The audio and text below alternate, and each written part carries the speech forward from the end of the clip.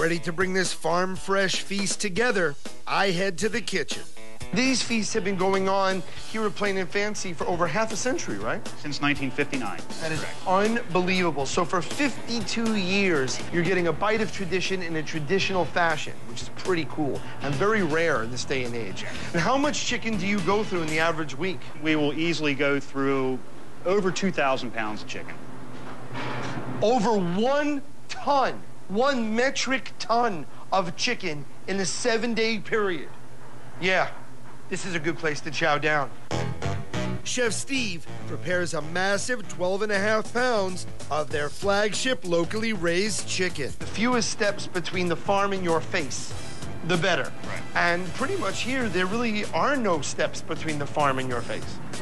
Not really, no, very few, to be honest with you. After being dipped in Plain and Fancy's secret wheat flour breading, designed to seal in the natural juices, the chicken is ready for one of the 14 giant pressure fryers.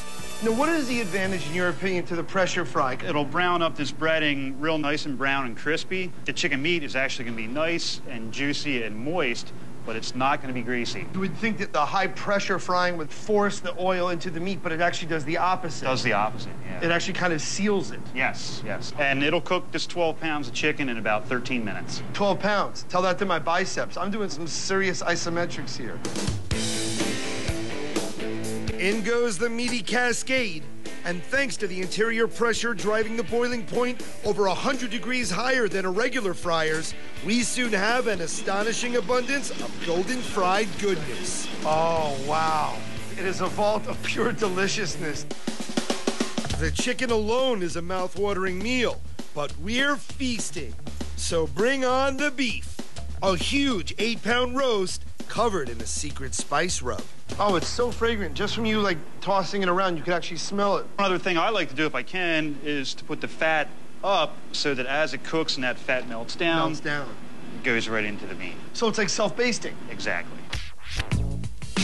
The bounteous beef is slow roasted for 4 hours. Oh, man, that is unbelievable. The fat cap hasn't melted completely, which means that the meat inside is still juicy. You barely pull on it, and it just comes apart.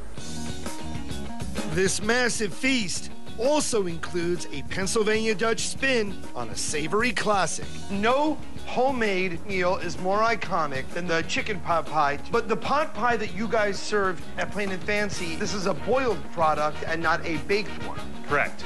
And the actual nomenclature for this pot pie, the traditional name would be? Slippery pot pie. Slippery pot pie. And there's no actual crust, there's no pastry topping. There is no crust, no. Strictly boiled.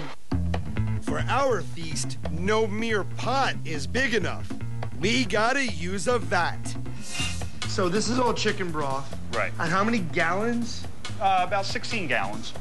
Wow, you could help a lot of Jewish boys through heartache. Chef Steve adds carrots, onions, celery, and a whopping 30 pounds of chicken. 30 pounds to 16 gallons of broth. While that's happening, we're gonna move on to the fun part of making pot pie. Which would be? Rolling out the dough. And then what are we gonna actually make it into? If not a crust, what are we gonna have? Noodles. To make the noodles, Plain and Fancy has a one-of-a-kind culinary contraption. Ever seen one of those before? Whoa. I could, like, slice 8 pizzas at once.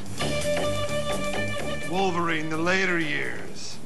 The X-Men weren't paying him enough, so he went into the pizza business. Come on, bub. You want a slice of pizza? Stick it. So these individual squares are like the noodles? Correct. Pot pie squares. Once this comes to a second boil, we'll take 36 pounds of pot pie squares. It's so crazy, and you could do this every day. That's what's so unbelievable.